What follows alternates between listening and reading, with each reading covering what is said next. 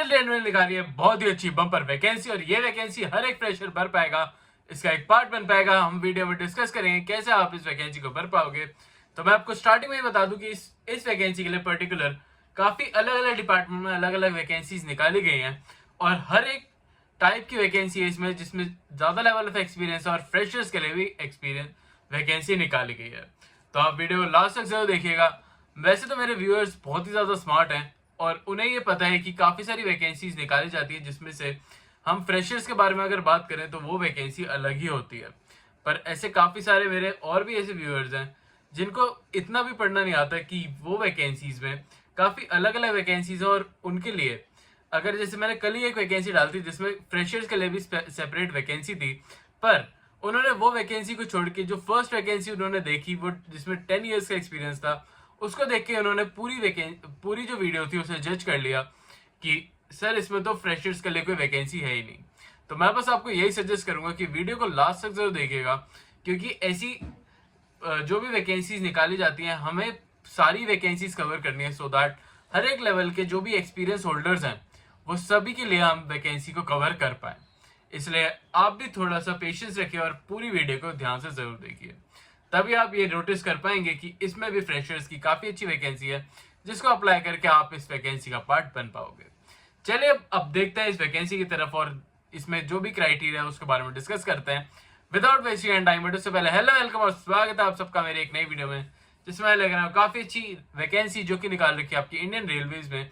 ये काफी अच्छी वैकेंसी होने वाली है आपकी और रेलवे वैसे में तो बहुत कम वैकेंसीज निकालता है पर जब भी वैकेंसीज इनकी निकलती हैं तो बहुत ही अच्छी वैकेंसीज होती है, तो आप इन्हें बिल्कुल मिस आउट मत करिएगा।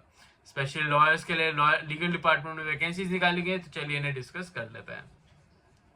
तो फर्स्ट वैकेंसी जैसे कि मैंने बताया था इसमें आपकी असेंडिंग ऑर्डर में चलेगी जिसमें आपको ज्यादा लेवल ऑफ एक्सपीरियंस पहले दिखाई जाएंगी, उसके बाद लास्ट में फ्रेशर्स की वैकेंसी होगी।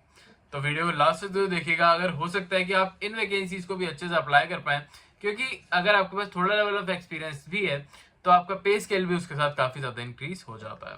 तो फर्स्ट वैकेंसी होने वाली है आपकी मैनेजर या लीगल डिपार्टमेंट में। ये E3 की वैकेंसी होने वाली है। सैलरी आपकी 60,000 से लेकर 1,80,000 रुपीज तक होने वाली है। अपने आप में ये काफी अच्छा अमाउंट बन जाता है। साथ ही साथ इसमें आपको एक्स्ट्रा अलाउंसेस भी पे करे जा रहे हैं और IDA भी, तो ये काफी अच्छा आपके लिए ऑफर बन जाता है।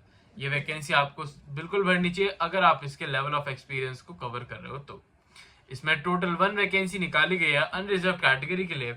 अगर हम बात करें एसेंशियल क्वालिफिकेशंस की तो जो भी कैंडिडेट जिसने LLB या BLLB कर रखी है विद अ रिकॉग्नाइज्ड यूनिवर्सिटी और उसके पास मिनिमम 60% ऑफ मार्क्स है अपने जो भी यूनिवर्सिटी के लास्ट में जो भी सेमेस्टर्स हैं या फिर फाइनल रिजल्ट है उसमें, तो वो इस वैकेंसी को काफी अच्छे से भर पाएगा, इसका एक पार्ट बन पाएगा। और अगर हम बात करें यहाँ पे तो आप देखेंगे कि इसकी मैक्स अपर एज लिमिट भी 37 ईयर्स की दे रखी है। तो यहाँ पे आपको एक्सपीरियंस भी नीडेड होगा। अगर आपको इतनी ज्यादा एज लिमिट दी जाती है दैट मीन्स इन्होंने एक्सपीरियंस मांगा होगा। तो हम इसको आगे चल के डिस्कस करते हैं कि इसमें कितना लेवल ऑफ एक्सपीरियंस मांगा है। तो अगर हम यहाँ पे देखें जो कि आपका यहाँ पे पोस्ट क्वालिफिकेशन एक्सपीरियंस का आपका सेक्शन है, तो इन्होंने यहाँ पे मिनिमम 5 इयर्स का एक्सपीरियंस आपसे मांगा गया। आप चाहे किसी भी लीगल फील्ड में हो, कॉर्पोरेट फील्ड में हो, किसी भी आप लॉ फर्म के साथ काम कर रहे हो, आप अपना सेपरेट वर्क कर रहे हो, तब भी आपको 5 इयर्स का एक्सपीरियंस चाहिए होगा in the field of law. तो इन बात का ध्यान जरूर रखिएगा कि अगर आप इस वैकेंसी को भरना चाह रहे हैं तो आपको 5 इयर्स का एक्सपीरियंस अपना शो करना पड़ेगा और एक्सपीरियंस सर्टिफिकेट भी आपको इस वैकेंसी के साथ लगाना जरूरी हो जाएगा। अगर हम बात करें यहाँ पे तो नेचर ऑफ वर्क में कैंडिडेट वर्किंग करेंगे एज ए लीगल एग्जीक्यूटिव। आप इनके साथ जो भी आपके रेलवे डिपार्टमेंट के साथ आप एग्जीक्यूटिव की तरह काम करेंगे, इनके जो भी रिलेटेड मैटर्स होंगे वो आपको संभालने होंगे। साथ ही साथ आपको डील करनी होगी आपको लिटिगेशन में, आर्बिट्रेशन में और जो भी इनके रिलेटेड केसेस होते हैं उनमें। आपको प्लीडिंग एग्रीमेंट देखने होंगे, बॉन्ड एग्रीमेंट, अंडरटेकिंग, आपको जो भी एफिडेविट्स होते हैं, साथ ही साथ वर्किंग सिमिलर आपका नेचर होने वाला है। आपको यहाँ पे जो भी अगर हम बात करें matters related to the administration, आपके जो भी एडवांटेजेस होंगे वो काफ़ी ज़्यादा होने वाली है इसमें। साथ ही साथ जो भी हैंडलिंग ऑफ एक्सपीरियंस जो रिस्क एग्रीमेंट्स होते हैं वो भी आपको हैंडल करने होंगे। अब बात कर लेते हैं इसकी दूसरी वैकेंसी के बारे में जो कि होने वाली है डिप्टी मैनेजर की वैकेंसी। तो डिप्टी मैनेजर की वैकेंसी भी काफ़ी अच्छी होने वाली है। ये E2 की वैकेंसी होगी आपकी और इसमें आपको अगर हम पे स्केल की बात करें तो इसमें आपको 50,000 से लेकर 1,60,000 रुपीज तक का पे स्केल मिलने वाला है। यह आपके लिए काफी अच्छी वैकेंसी हो सकती है। इसमें 2 वैकेंसीज निकाली गई हैं। साथ ही साथ इसमें भी जो भी BA LLB अगर आपने LLB कर रखी है विद रिकॉग्नाइज्ड यूनिवर्सिटी और आपके पास मिनिमम 60% ऑफ मार्क्स हैं, तो आप इस वैकेंसी को अच्छे से अप्लाई कर पाओगे, इसका एक पार्ट बन पाओगे। साथ ही साथ आपकी यूनिवर्सिटी भी एक रिकॉग्नाइज्ड यूनिवर्सिटी होना जरूरी है। रिकॉग्नाइज्ड यूनिवर्सिटी के बारे में मैं आपको हमेशा ही बताता हूँ कि जब भी आप अपनी यूनिवर्सिटी को सिलेक्ट करते हैं तो उसके बारे में काफी रिसर्च कर लीजिएगा कि ये एक रिकॉग्नाइज्ड यूनिवर्सिटी है या नहीं। अगर हम बात करें इसमें आगे चल के कि इसमें वर्किंग एक्सपीरियंस कितना मांगा गया है, तो जैसे कि मैंने आपको बताया था इसमें बहुत ही कम लेवल ऑफ वर्किंग एक्सपीरियंस मांगा गया है, जो कि होने वाला है 2 ईयर्स का। तो कोई भी कैंडिडेट जिसके पास 2 ईयर्स का वर्किंग एक्सपीरियंस है किसी भी लीगल फील्ड में, किसी भी लिटिगेशन में, या फिर किसी भी आपने CTC या फिर कोई भी ऐसी कंपनी के साथ काम करा हुआ है, तो आप इस वैकेंसी को काफी अच्छे से अप्लाई कर पाओगे। बट आपका जो भी एक्सपीरियंस है वो लीगल फील्ड में होना जरूरी है। और साथ ही साथ ये जो 2 ईयर्स का एक्सपीरियंस है आपको इसके लिए भी एक्सपीरियंस सर्टिफिकेट जरूर दिखाना होगा, तभी आप इस वैकेंसी को अप्लाई कर पाओगे। तो एक्सपीरियंस सर्टिफिकेट का अगर आपको प्रोसीजर जानना है, अगर आपको उसके बारे में नहीं पता तो मुझे कमेंट्स में बता दीजिएगा, मैं आपको कमेंट में ही उसका रिप्लाई दे दूंगा या फिर एक स्पेसिफिक वीडियो आपके लिए बना दूंगा। साथ साथ इसमें 33 ईयर्स का आपको एक्सपीरियंस मांगा गया है इस स्पेसिफिक वैकेंसी के लिए। तो आप अगर इस वैकेंसी को भरना चाह रहे हैं तो आपको 33 ईयर्स का आपको एज लिमिट आपको दे रखी है, एज लिमिट आपको दे रखी है 33 ईयर्स की। तो अगर आपकी एज 33 ईयर्स से कम है तो आप इस वैकेंसी को बिल्कुल भर पाओगे, इसका एक पार्ट बन पाओगे। अगर हम यहाँ पे आपकी इसके वर्क प्रोफाइल की बात करें तो ये भी एक लीगल एग्जीक्यूटिव की वैकेंसी होने वाली है, जिसमें आपको सपोर्ट करना होगा, डीलिंग करना होगा लिटिगेशन मैटर्स से। आप बेसिकली आप जो भी मैनेजर लेवल के नीचे ही आप काम करेंगे तो आप उन्हें असिस्ट करेंगे। साथ ही साथ उनका जो भी स्पेसिफिक वर्क होता है वो आपको हैंडल करना होगा, ड्राफ्टिंग रिलेटेड और बाकी सारे अदर मैटर्स। और अब बढ़ते हैं फ्रेशर की वैकेंसी की तरफ। बट अगर अभी तक आपने इस चैनल को सब्सक्राइब नहीं करा तो अभी जाओ चैनल को सब्सक्राइब कर लो, बेल आइकन को जरूर प्रेस आउट कर लेना, सो दैट जो भी अपडेटेड वीडियोस और वैकेंसीज के बारे में हम आपको बताते हैं ऑन डेली बेसिस, आप उन्हें टाइमली बेसिस पे देख के उन्हें टाइमली बेसिस पे भर पाओ।